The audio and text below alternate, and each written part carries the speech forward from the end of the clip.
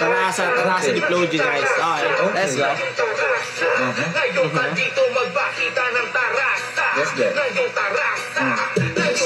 Malaki-laki na samantalang iba, pero sa paligid ko sakto lang. Kaya nililitin ko pa din na maigid kahit na bali ko nasaktuhan. Sa dami ng gusto kong iparinig, pag umailabas ginagastusan. Kasi di ko na sila gusto masampulan. Sadyang ganito ko sila ampunan. Talagang tinataga ang busog pagkamata. Napalabalagin na maging malas sa ikasa. Kadahan ko na sa iba ko kain na bigas. Nasa bago mo ko kapalay mo na bago ka isa pa. Nasa puto na nasa puto na lahat. Before niya itong ginawa, dami niyang tour dun sa Canada, dito sa Pinas. Dami siyang concert. Tas yun, dami pa siyang collab, sponsor. Pero men, tingnan nyo, kaya niya pa makipagsabayan sa ganitong challenge.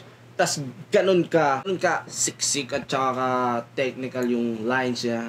Ibang klase, guys, ibang klase yun. Bakita ng tarasta. Yes, good. Malaki-laki na samantalang iba, pero sa paligid ko sakto lang. Kaya nililitin Like man, di lumaki ulo ni Flo G. ko pa din na maigid kahit na bali ko nasaktuhan. Sa dami ng gusto kong iparinig, pag umailabas ginagasan. Kasi di ko na sila gusto masampulan. Sadyang ganito ko sila ampunan. Talagang tinataga ang busog pagkamata. Napalabalagin na maging malas sa ikasa. Kadahan ko na sa iba ko kain na bigas. Nasa bago mo ko kapalay mo na bago ka isa pa. Nasa puto na lahat ang mga bagay na gusto ko nakuha. Masahanig ka na sa akin. Nasa puto rin ako na dapat ko bakit ako bakit ito na pa sa akin. Kaya kita mo sa daan. Lagi ko magpalit. Okay. Nasa part na si Flo G na ipakita yung mga naabot niya. Eh, dapat lang. Kasi 'di ba, bilang taga-subaybay, nakita na natin yung pinagdaanan niya. Gusto din natin makita yung result, 'di ba? Kung worth it ba yung suporta natin. So, kita naman natin ka Flo G, sobrang worth it yung suporta natin, guys. Nasa puto na lahat ang mga bagay na gusto ko nakuha. Masahanig ka na sa akin. Nasa puto rin ako na dapat ko bakit ako bakit ito na pa sa akin. Kaya kita mo sa daan. Lagi ko magpalit.